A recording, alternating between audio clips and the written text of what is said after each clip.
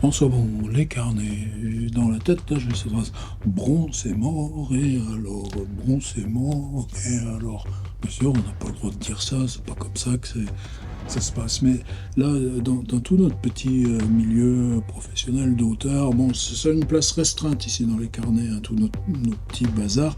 Mais boum, ça fait une espèce d'onde de choc, tu vois, une onde. Et alors, tu vois l'onde qui passe chez les copains de Lyon, et puis chez pas mal d'auteurs aussi, parce que tu dis, ah, mais Bron, c'est un bon souvenir, Bron, c'était vachement bien, Bron. Et puis tout d'un coup, tu apprends qu'un festival, à 25 ans, décide de s'arrêter. Alors qu'est-ce que j'ai à dire de ça, moi, de spécial par rapport aux autres? Ben, rien. Alors je vais faire un carnet sur rien. Oui, mais quand même, parce que tu vois, c'est l'onde de choc, c'est ce que ça va chercher, ce que ça va chercher. Par exemple, bon, tu vois bien, ici, je suis tout seul. Aujourd'hui, on devait passer la journée avec Martin Vinclair, il me faisait le cadeau, là, de venir me voir, on devait bouffer ensemble, et puis aller se balader, là, à Saché, chez Balzac, parler de Balzac ensemble, chez Saché, puis, oh, ben, ce matin, appelle, il a de la fièvre, une grosse grippe, tu sais, va voir un médecin, puisque tu es médecin. Et donc, tu restes tout seul, et donc, ces salons du livre, ouais, la mémoire que tu as, c'est pas le truc. Parce que, par exemple, moi, se mettre à une table comme ça, attendre des gens, et puis, bonjour, votre prénom, puis en plus, moi, avec le problème que j'ai de jamais reconnaître les visages, comme c'est, waouh, c'est une grosse peine. Alors, même quand je suis invité à Saint-Malo, enfin, quand j'étais dans les autres fois, quoi, invité à Saint-Malo, des trucs comme ça, tu sais bien que quelque part, il y a tes livres là, qui sont sur une table des libraires. C'est gentil, puis tu en remercies, mais surtout, je peux pas supporter ça. Puis c'est tellement différent ce qu'on invente ici, là. Par exemple, bah, les gens qui me commandent mes bouquins tiers-livres, bah, t'as un petit mot, t'as un petit échange. Même le fait d'aller porter l'enveloppe, maintenant pour moi, c'est joyeux. Bon, évidemment, c'est pas à des échelles. Mais justement, c'est des questions d'échelle. Quand tu te retrouves dans les trucs comme Saint-Malo, qu'est-ce qui est bien? Eh ben, c'est les deux ou trois petits trucs là où on te fait euh, intervenir, lire, discuter. En général, ils te mettent deux ou trois événements.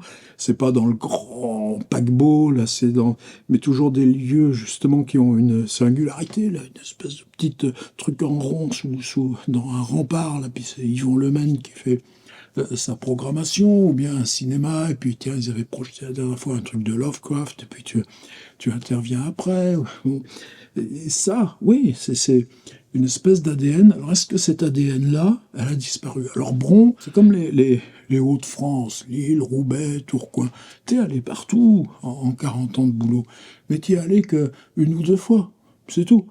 Alors Lyon, c'est vrai qu'à force, tu finis par être allé, autrefois ça a été la Villa Gilet, du temps de Guy Walter, la conférence annuelle, ça c'était un sacré beau truc, important, mais bon, ça passe, et puis bah, c'est un autre qui le fait, avant toi ou après toi, et c'est comme ça. Il y a eu les workshops à Normal Sup, alors ça c'était rudement bien, Normal Sup Lyon, parce que tu dors, en fait, il y a une espèce de pas un hôtel, mais un truc comme genre de CTU qui est privé, mais bon, c'est vraiment lié à l'école. Donc, euh, tu arrives à la gare, tu prends le métro, tu te repères dans le métro, tu arrives à Normal Sup, tu sais que tu vas poser ta valise à deux endroits, et puis après, bah, tu commences l'atelier, puis l'atelier est fini, bah, tu reprends le train. Donc, à Lyon, je suis toujours perdu, je connais rien. On a fait une fois des lectures aussi avec Dominique Pifarelli. Et j'ai dû faire une intervention à l'ENSIB. Mais globalement, c'est tout. Donc j'y connais rien. Si Michel Lusso m'avait invité quand il faisait là, son école urbaine, là. Ça c'est un bon souvenir aussi. Et donc, bon, j'y suis allé trois fois. Tu regardes dans l'agenda du Mac, et l'agenda, tu claques le truc sur année, et tu inscris Bron dans moteur de recherche. J'ai trouvé février 2006, février 2008, février 2011. Bah ah ouais, mais après 2011 à 2024, tu vois, il y a plus de 12 ans, ben, ils m'ont jamais réinvité. Bon, mais pourquoi ils m'ont réinvité? Puisque si quand même, j'ai sorti des livres tout ce temps-là. Mais c'est pas des livres qui les intéressaient.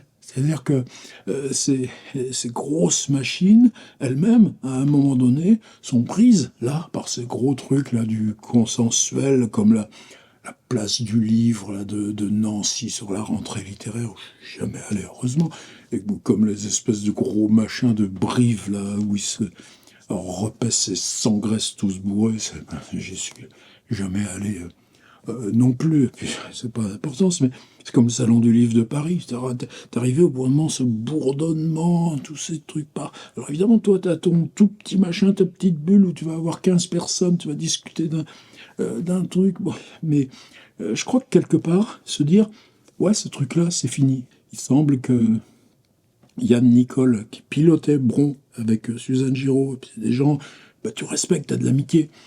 Il semble qu'il aille ressurgir aux correspondances de Manosque. Manosque, c'est le contraire, c'est tout petit, c'est ça. Mais tu as le village là, qui grouille, enfin, petite ville, hein, n'exagérons pas, qui grouille de petits événements. Alors, c'est pareil, il y a super longtemps que j'y suis pas allé à Manosque. Bon, Bron, alors, première fois, c'est-à-dire que moi, on t'attend, je me souviens ça bien, on t'attend à la gare de la Pardieu, t'as quelqu'un qui a un petit truc, et puis il te met, bah, c'est marqué dessus, fête du livre de Bron, ou Bron tout court, et toi, tu sais, alors tu te retrouves à 2 ou 3, alors, par exemple, Marathon des mots à Toulouse, pareil, tu te retrouves dans la petite voiture navette, juste à côté de moi, c'était Jane Birkin, qui est décédée depuis. Bah, finalement, qu'est-ce que tu dirais? Alors, rien à se dire l'un ni l'autre, mais bon. Et là, à ce moment-là, tu commences à être dans une espèce de décalage. Tu n'es plus dans le monde vraiment réel. Alors, je me souviens que cette navette, elle nous amenait donc à Bron, un hôtel Ibis. Un hôtel Ibis, alors je sais plus si on passe en navette, je crois qu'on allait à pied, il y a 200-300 mètres comme ça entre l'Ibis et le salon du livre, et quand tu arrives, tu t'aperçois que c'est dans un hippodrome, mais un vrai hippodrome. C'est-à-dire, il y a les tribunes, et c'est juste en dessous des tribunes qu'il y a la grande salle avec le salon. Puis tu parles un autre petit escalier, c'est le pesage, parce que les mecs qui font des courses de chevaux, tu les pèses avant. Alors, évidemment, nous, nos prestures d'écrivains, on nous pèse pas. C'est pas à cette aune-là qu'on nous juge. On pèse peut-être autre chose, les ventes de livres. Mais c'est là, dans le pesage, où tu as un genre de catering, ou probablement, il me semble qu'il y avait des boissons, des chips, enfin bon, c'est pas... Il n'y a rien luxueux là-dedans, mais au moins tu t'inscris, tu as une table, et on te donne les tickets pour les repas. Et par exemple, les repas à Bron, tu vas dans les tribunes elles-mêmes. C'est-à-dire, il y a des espèces de petites tables aménagées, tu es au-dessus là, de l'hippodrome. Et c'est ça que je voulais dire, c'est parce que tu passes finalement plus de temps dans le back-office, je sais pas, mais dans cette salle du pesage où tu es en trotteur, bah, tu discutes. Tenez, je vous mets une photo. C'est quoi ça? C'est 2011. Il y en a un, c'est Volodine. L'autre, Mathias Sénard. Et justement, comment nous, auteurs, on se rencontre autrement? Volo, c'est Orléans. Hénard, c'est Barcelone. Bon, alors, par exemple, si je clique Mathias Sénard, je sais qu'on s'est vu à la Baule, écrivain au bord de mer plusieurs fois. Je sais qu'on s'est vu à Niort sur un événement Agrippa Dominier. Ça, c'était super bien. On s'est vu une fois pour une télé qu'on faisait. C'était enregistré là, dans la bibliothèque du Sénat au Luxembourg. Bon, c'est comme ça. Mais pour chacun d'entre nous, tu vois, tu as ces espèces de circulations comme ça. Et finalement, la mémoire que tu as de ces événements littéraires, elle est beaucoup plus ce truc-là. Par exemple, alors, de Bron en 2006, 2008, 2011, je me souviens très bien de 2006 parce que il y avait Valère Novarina. Et je me souviens de la lecture de Valère Et là, j'en ai fait, alors j'étais équipé de quoi? Un tout petit machin de rien du tout, mais sur mon site, il y a des toutes mini-captations. Je trouve que c'est peut-être les premières vidéos, bien avant que YouTube existait, je sais pas. Mais enfin, moi, YouTube, ça a commencé en 2009, donc 2006, c'était certainement pas ça. Après, tu convertissais en Flash FLV, mais tu pouvais l'intégrer sur le truc. Et Valère, dans son... euh, dans sa façon, là, mais je l'avais déjà rencontré déjà. On s'était croisés plein de fois, je l'avais même fait venir à Tours, donc je connaissais l'univers de Valère. Mais tout d'un coup, il prend un truc et il se met à lire ou à dire par cœur. Non, pour lire, lui, ses textes à lui, il les tient comme ça ouverts et il lit. Et c'est non, mais en parlant aux gens, il se met à réciter de La Fontaine. Et là, tu vois, comme aujourd'hui, 2006, on y a presque 20 ans, tu te dis, mais comment un truc comme ça peut exister dans une foire aux livres? Alors, foire aux livres, attention, parce que justement, on n'est pas à Lyon, on est à Bron, c'est comme Villeurbanne et tout ça, des îlots durs, périphériques, avec une mémoire, une identité très très forte. Et puis là, t'es en plein milieu de rien. Il y a l'Ibis et il y a l'hippodrome. Je me souviens par exemple, tiens, ça vient, tu vois, c'est vraiment du détail, mais ce qui m'avait frappé à Bron, et je suis retourné à chaque fois, à cause de ça, voir le lieu. C'est-à-dire, tu arrives dans le truc, et à l'entrée, tu as un chapiteau, tu as quoi? Une crèche. C'est-à-dire que tu peux laisser les enfants, on leur raconte des histoires, ils ont des jeux, etc. La première fois, j'ai les yeux comme ça, quoi? Une foire aux livres. Et ce qu'il y a comme premier truc à l'accueil, c'est un chapiteau pour que les enfants là soient accueillis. Alors à chaque fois, après, exprès, je prenais toujours un moment, faut que j'aille voir la crèche, faut que j'aille voir comment c'est la crèche. Voilà, ça, et déjà, tu vois, on va commencer à mettre du bron là-dedans. Alors, j'ai parlé de ces salles de pesage, donc c'est vrai que Valère, cette année-là, où il y avait eu ces lectures, où j'avais fait, alors, j'ai regardé dans mon petit machin, j'en ai 130 000 des photos, là, depuis 2002 à peu près, mais de ces années-là, puis je savais pas non plus comment vraiment les archiver, ou par exemple, 2011, c'est une année où il y a un petit appareil qui était foutu. Donc tout 2011, j'ai des photos qu'avec le premier iPhone 5 et tout ça. Alors maintenant, je ne me sers plus jamais d'iPhone pour faire des machins comme ça. Mais puis après, je me suis rééquipé d'un appareil. Mais ça veut dire que j'ai pas vraiment d'archives structurées de ma vie professionnelle, même si, justement, à partir de 2012, là, après cette période-là où c'était juste ça, eh ben, là, par contre, la volonté de documenter, elle est plus structurée. Enfin bon, dans cet énorme truc, alors 2006, j'ai pas retrouvé de photos. Alors que sur mon site, j'ai des photos de Valère lisant et tout ça. Quand je suis revenu en 2008, donc le deuxième, là j'ai plus de photos. Et je me souviens par exemple, Serena. Alors Serena, c'est copain, disons, plus proche, il y a de l'énergie, il y a de partage. Et puis quand tu vois ce qu'il fait toujours sur... et puis depuis qu'il a cette espèce de production, une phrase chaque jour, une espèce de truc comme les caractères de la bruyère, là, mais tout distordu dans des syntaxes invraisemblables avec des négatifs, des empilements de conjonctions. Évidemment, ça renforce aussi, mais avec Jacques Serena, on s'est toujours croisé sans arrêt depuis le début, même alors que lui habite à Toulon et tout ça. Je me souviens donc là, il était avec Guichard, Thierry Guichard, qui gérait à l'époque, maintenant je crois qu'il tient un restaurant, un magazine qui s'appelle Le Matricule des Anges. Je ne sais pas si ça existe encore, mais moi je me souviens que j'avais fait la une du numéro 2 de ce journal mensuel. Tout ça, je me suis un peu éloigné de tout ça. Mais donc c'était Thierry Guichard là, qui interviewait Serena, et moi j'avais fait le même truc avec Guichard aussi. Alors évidemment, j'ai pas d'archives de ma rencontre avec Guichard. Mais là, j'étais là pour écouter Jacques, et là, j'ai des photos. Et je me souviens que cette fois-là, moi, c'était dans une autre salle qui était dans les espèces de hauteur, là aussi, non pas Il y avait cet immense truc là sous les tribunes, et tu remontais par un autre endroit, il y avait une espèce de petite salle, tu avais l'impression d'être en suspension à hauteur, et j'avais fait une espèce de perf Led Zeppelin, je me souviens, parce que même dans ces endroits-là, parce qu'à l'époque, c'était évidemment, tout était tellement, je vais dire, primaire, c'est pas ça, mais on avait installé un brave vidéo proche, et puis je projetais des images, et à l'époque, tu disais, waouh, dis donc, on va y arriver à faire tout ça avec les Mac, les raccords. Ben ouais, on y arrivait.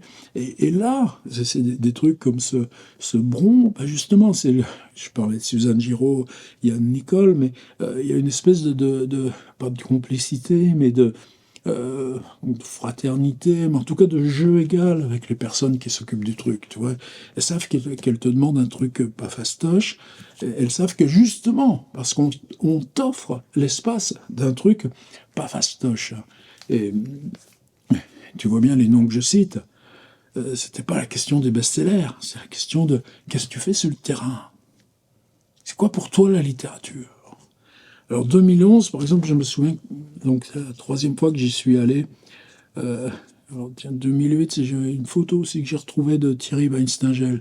Parce que ça aussi, moi, de toute façon, je fais pas des portraits. Il faut que je connaisse la personne pour oser shooter avec l'appareil. Et Thierry, bah, ça, évidemment, j'allais dire, on peut tous se permettre l'un et l'autre. Bah oui, parce que ça fait plus de 20 ans qu'il y a le partage constamment. Il y a eu le web aussi qui nous a tellement rapprochés. Donc, bah voilà, j'ai une photo de Thierry Weinstingel. Toujours cette salle de pesage, où, finalement, c'est là où on passait le plus de temps, parce que tu soit un truc, tu parles avec un tel. Donc, Hénard, Volodine et tout ça. Et je me souviens par contre qu'en 2011, il y avait ce truc, alors le midi, tu bouffes dans la tribune. Par exemple, tiens, je me souviens d'un gars, peut-être vous, ça vous dira rien. Il s'appelait Pierre Autin-Grenier. Un livre, par exemple, qui s'appelle Les Radis Bleus, si ça vous dit. Mais il y a beaucoup d'autres choses. C'est un gars qui écrivait des choses très, très brèves. Je me souviens d'un autre comme ça qui s'appelait Domi. Je me revois, là, dans ces tribunes, là où on avait le plateau repas, genre de truc de plat froid, de sandwich et de machin, mais c'était comme ça. Et je me retrouve, il y avait un qui s'appelait Dominique Fabre, alors lui qui n'est jamais venu sur le web, mais qui écrit toujours des nouvelles très aiguës, acérées. Mais c'est ça aussi qui est étrange avec le web, c'est que les gars qui n'ont pas fait cette démarche-là, bah, il n'y a plus aucun contact. Sauf quand, justement, à l'époque, tu pouvais arriver à te retrouver dans ces événements, je disais, pas marginaux. Ben non, parce que c'était énorme. Mais tu te retrouvais, disons, dans une communauté de livres où même, par exemple, Manosque ou La Baule, il y avait un autre truc qui s'appelait Les Petites Fugues aussi en Franche-Comté, ce grand souvenir, lecture avec Pifarelli au Musée du Temps, rencontre croisée avec Philippe Ramy et des choses comme ça. Mais il y avait, pareil, il y a bien 15 ans que c'était, il m'en invite plus, c'est pas la question. Mais Autin-Grenier, là, tu vois, il y a une communauté, on est du même monde parce que justement, on est tellement dans les petites marges, les petites diffusions, que finalement nos amis sont les mêmes. Et la lecture, c'est-à-dire, on se retrouvait avec Autin-Grenier, t'as besoin de parler de quoi? Tu veux te faire des compliments sur ce que tu... Non, tu sais que l'autre, il te lit, et que toi, tu sais ce que tu dois à la lecture, et tu sais que l'autre sait ce que toi tu dois, ou du moins, qu'est-ce que tu as amené pour entrer dans les textes qu'il écrit. Alors tu parles de quoi? Mais tu vas parler de conneries. Mais la rencontre, elle se fait comme ça, tu vois. Et dans un grenier, bon, il y a le crabe, comme on dit, mais il fumait comme un pompier, qui l'a embarqué très rapidement, quelques années plus tard. Donc, pour moi, ces trucs à Bron, je ne sais même pas s'il est deux fois, parce que je crois qu'il était du coin là-bas.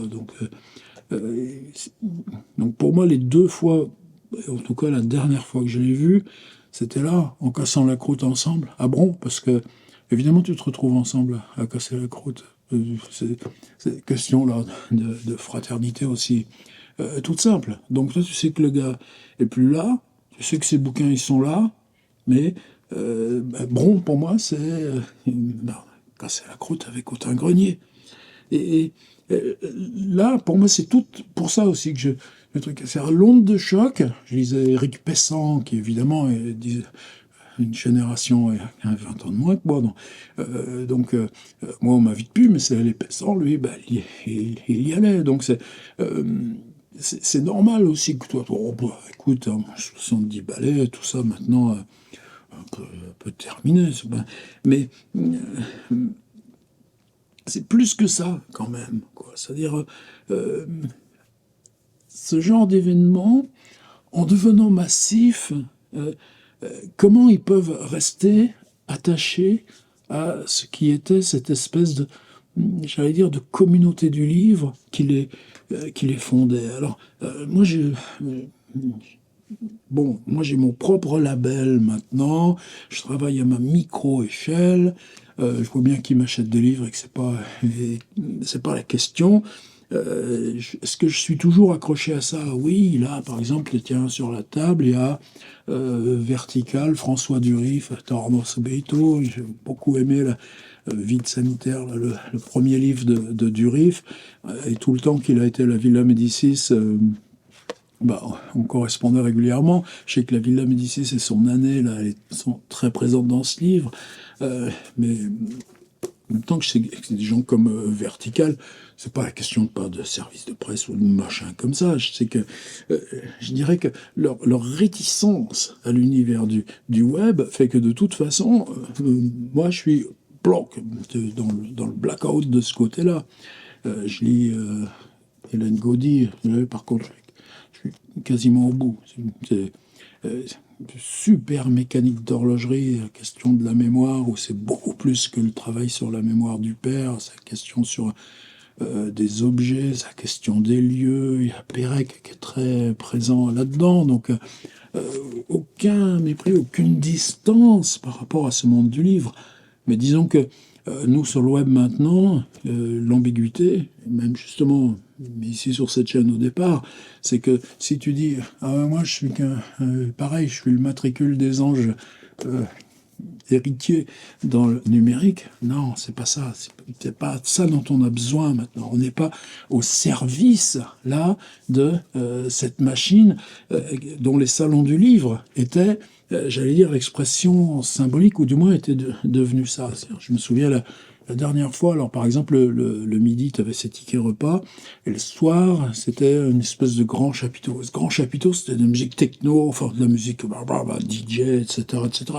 J'ai rien contre, et puis que les gens s'amusent, et puis bah ouais, évidemment, moi j'avais déjà plus de 50 ballets, plus que ça, parce que c'était en 2011, enfin bon, tu vois, le coup, hein, t'arrives à tes 60 ballets, les techno, les DJ, c'est plus trop le truc. Puis, mais ça veut dire quoi? C'était que, alors, dans cette espèce de truc où il y avait plusieurs centaines de personnes, tu avais tous ceux qui bossaient au salon, tu avais tous les machins, enfin, mais tu t'entendais pas.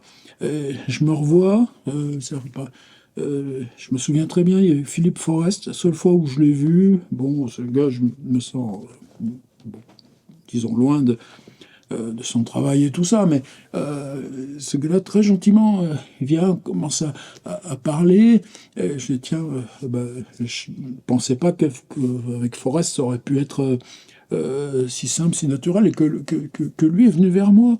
Et, on ne s'est jamais recroisé depuis, mais ça, tu vois, tu l'associes à ces trucs-là, mais tu avais 100 décibels. J'en vois que juste après, c'était Christine Angot. Alors là, diplomatie, bon, mais c'est toujours aussi pareil.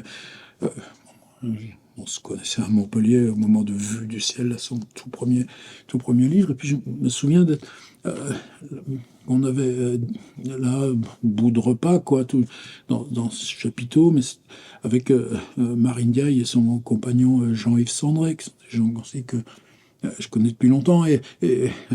Bon, là, c'est pareil. Le web éloigne.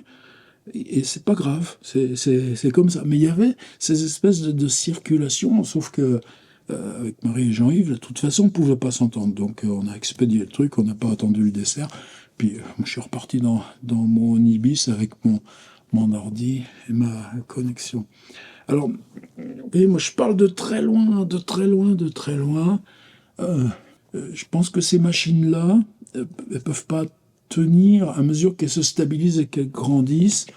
Et ils ont décidé, non pas de passer le relais à une autre équipe, mais de dissoudre leur association. Et Bron, c'est fini. Bron est mort. Bon, moi j'ai pas d'opinion, puis c'est pas ça compte pas là-dessus. Mais je crois que les choses, c'est bien qu'elles se renouvellent en profondeur. Ces croisements-là, bon, bah, ceux qui sont pas sur le web, tant pis pour eux, mais ces croisements, nous, sur le web, on les a, et on les a reconstitués. Je parlais d'Éric Pessan, de Jacques Serena, je pense à Arnaud Bertina, d'autres comme ça. C'est quoi? Qu'est-ce qu'on y fait, là, sur ces fichus réseaux? Mais on partage ce qui compte, on partage les lectures, on partage, on défend notre boulot. Et comment défendre notre boulot? C'est pas pour dire achetez mes bouquins. Ceci dit, il n'y a rien qui vous en empêche. Mais c'est bien au-delà, ce truc-là.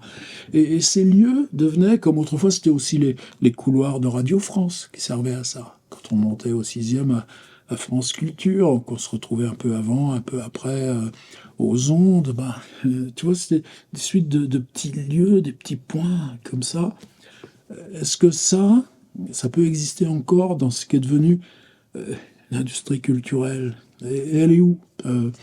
Par exemple, mes Lovecraft, ils sont au seuil, enfin, ce qui est point, ça s'appelle. C'est plus, pas le seuil, c'est une entité qui est plus le livre de poche de point, de seuil, ça s'appelle point.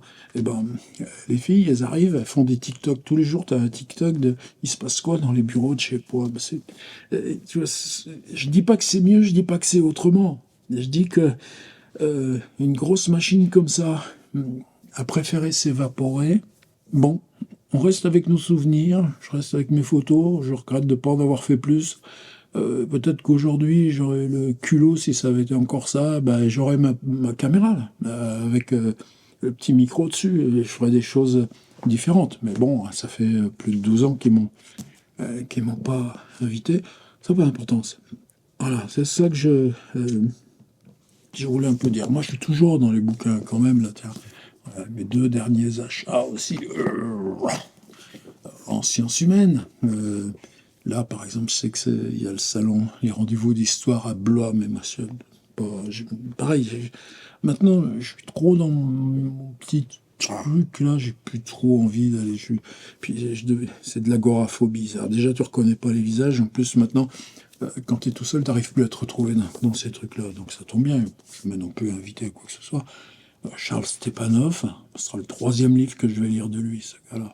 Mais il sort ça de Stepanov, tu te dis, wow, attends, faux. Puis Jérémy Foa, c'est pas à cause de Rabelais, mais son livre sur la Saint-Barthélemy, et tout d'un coup, tu rentres dans le XVIe siècle, tu marches là avec les gens dans le XVIe siècle.